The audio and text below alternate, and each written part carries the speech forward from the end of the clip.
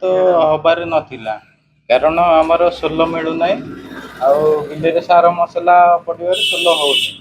ଆଉ ଯାହାଫଳରେ ଆମକୁ ଥର୍ମୋକୁଲର କିଣିବାକୁ ପଡ଼ୁଛି। ଆଉ ଏଗୁଡ଼ା ତ ଅଧିକା ରେଟ୍ ହେଇଗଲାଣି। ଆଉ ଏ ବର୍ଷ ଏମିତି ଟିକେ କରିବାକୁ ପଡ଼ୁଛି ଆଉ। ଆଜ୍ଞା,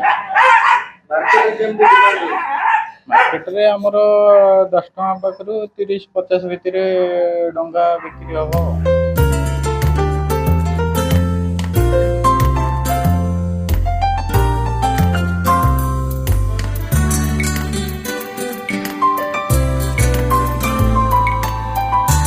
ସବୁ ବର୍ଷ ସୋଲରେ ହୁଏ, ଏ ବର୍ଷ ସୋଲରେ ହଉନି, କିନ୍ତୁ ଥର୍ମୋକୁଲରେ ହଉଛି। ଅଧିକା ରେଟ୍, ସୋଲ ମିଳୁନି। ସୋଲ ନ ମିଳିବାରୁ ଥର୍ମୋକୁଲରେ କରୁଛୁ। ସେଇ ସହିତ ଅଧିକା ରେଟ୍ ହେଉଛି। ଏ ବର୍ଷ ଅଳ୍ପ କରୁଛୁ। ଆର ବର୍ଷ 5,000, 2,000, 3,000 ଏମିତି ହଉଥିଲା। ଏ ବର୍ଷ 1,000 ଜମା ହେଇଛି।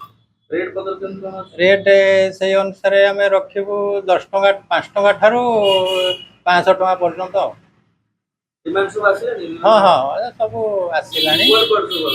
ସବୁ ଆମର କଟକ ଆଉ ପାରାଦ୍ୱୀପ ଆଉ ଏପଟେ ମାହାଙ୍ଗା, ଚଣ୍ଡିଖୋଲ, ଏଇଠି ସବୁ ସପ୍ଲାଇ ବେପାରୀ ସବୁ ନିଅନ୍ତି।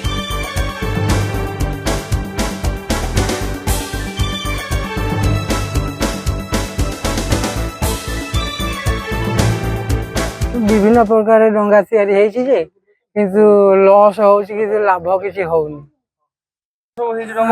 ବତକ ଡଙ୍ଗା, ହଂସ ଡଙ୍ଗା, ଆଉ ଜଗନ୍ନାଥ ଡଙ୍ଗା, ମନ୍ଦିର ଡଙ୍ଗା, ବିଭିନ୍ନ ପ୍ରକାର ଡଙ୍ଗା ଏଠି ତିଆରି ହେଇଛି, କରୁଛୁ ଆମେ। ନା, ବିଲ ସୋଲ ଆଜ୍ଞା ମିଳୁନି, କିଣା ସୋଲ ଅଛି, ଅଧିକା ରେଟ୍ ପଡୁଛି। ଏଇଟା ଡିମାଣ୍ଡ ଅଛି, ଯାହା ସିଏ କିଛି ଭଲ ଲାଗୁନି। ଯାହାକୁ ଆମେ କବୁ 20 ଟଙ୍କା, ସେ ଗରାକ ନେଲା ବେଳକୁ କହିବ 10 ଟଙ୍କା ନବ।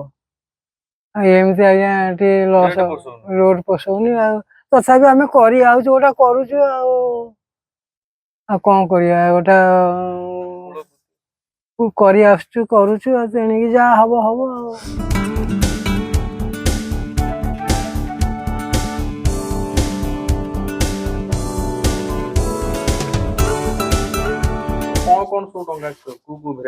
ସାର୍ ମନ୍ଦିର ଅଛି, ହଂସ ଅଛି, ବୋଇତ ଅଛି, ଜାହାଜ ଅଛି, ଏଇଭଳିଆ ଡଙ୍ଗା ଚାଲିଛି। ଆଉ ସାର୍ ଜାହାଜ, ବୋଇତ, ମନ୍ଦିର ଏଇ ସବୁ ଭେରାଇଟି ଅଛି। ସାର୍ କାଠି ସୋଲ ସାର୍ ଆସୁନି, ସାର୍ ଦରଦାମ ମଧ୍ୟ ସାର୍ ଏବେ କାଠି ସୋଲ ସାର୍ ମିଳୁନି। ଆଉ ସାର୍ ସୋଲ ଆଣିବାକୁ ପଡୁଛି। ଆଉ ଆଜ୍ଞା, ସାର୍ ଡଙ୍ଗା ରେଟ୍ ତ ଅଛି ସାର୍, ବଜାରରେ ଚାହିଦା ନେଇ ରେଟ୍ ରହୁଛି। ଆଉ ଆଜ୍ଞା, ସାର୍ ସୋଲ ଯୋଉଟା ଆଉଥିଲା 30 ଟଙ୍କା, ଏବେ 40 ଟଙ୍କା ବଢିଲାଣି। ସୋଲ ଥର୍ମାଲ ସୋଲ ଟାଇପ ର। ସାର୍ ରଙ୍ଗ ଦର ଫର ଲେଜେ ପତ୍ରିକା ସବୁ ରେଟ୍ ତ ଦରଦାର ବଢିଛି ସବୁ। ସାର୍ ଆସ୍ତେ ଆସ୍ତେ ବେପାର ହବାର ଅଛି। ଆଉ ସନ୍ଦେହ ଟିକେ ରହୁଛି ସାର୍ ଡଙ୍ଗା ଉପରେ। ଆଉ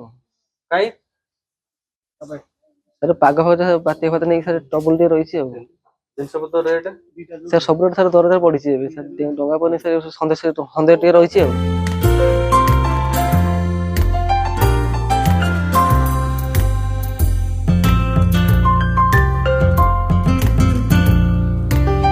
କାର୍ତ୍ତିକ ପୂର୍ଣ୍ଣମୀର ପବିତ୍ର ପର୍ବ ହେଉଛି ଡଙ୍ଗା ଭସା ପର୍ବ। ଏଇ ଦିନ ଏଇ ଡଙ୍ଗାରେ ପାନ ଗୁଆ ଥୋଇ ଆମେ ସମସ୍ତେ ପବିତ୍ର ଡଙ୍ଗା ଭସା ପର୍ବ ପାଳନ କରନ୍ତି। ସେଥିପାଇଁ ଆପଣ ଦେଖୁଛନ୍ତି ଇଏ ହେଉଛି ପ୍ରସ୍ତୁତି।